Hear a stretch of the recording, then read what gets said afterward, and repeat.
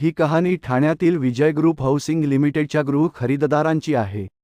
Payment करून सुद्धा गेली 8 वर्ष ही 356 परिवार आपलं घर कधी मिळेल याची वाट पाहत आहेत.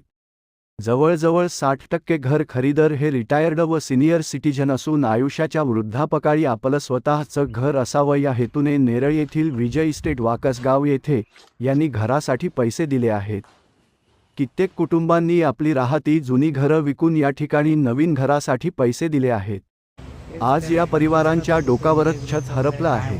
कित्येक परिवार नेरळ येथे जाऊन वाकसगावी या प्रोजेक्टच्या बाजूला गावात आपले घर कधीतरी मिळेल या आशेवर राहत आहेत. अशी माहिती मिळाली आहे की या बिल्डरने घर खरेदीदारांचे पैसे आपल्या दुसऱ्या कंपनींमध्ये वळवले आहेत. सन 2018 साली प्रोजेक्टचे बांधकाम बिल्डरने सोडून दिले आहे. तसेच बँकांची कर्जे परतफेड न केल्याने बिल्डरवर बँकांनी भारतीय कॉर्पोरेट दिवाळखोरी कायद्याअंतर्गत NCLT मुंबई कोर्टात दावा चालवला आहे.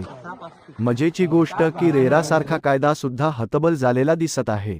पंतप्रधान आवास योजनेतील अनुदानाचे पैसे मिळवून ते या बिल्डरला घरसाठी दिलेली आहे. कित्येक घर खरेदीदारांना रेराने बिल्डरविरुद्ध पैसे परत देण्याबाबत ऑर्डर्स दिली असल्या तरी NCLT मुंबई कोर्टात खटला चालू असेपर्यंत बिल्डरवर कारवाई करता येत नाही असे सांगितले जाते. इन्सॉल्व्हन्सी अँड बँक्रप्सी कोड 2016 या कायद्याचे गठन मोदी सरकारने 2016 साली व्यावसायिकांचे डुबीत आलेले व्यवसाय पुनर्जीवित करण्यासाठी हा कायदा केला आहे.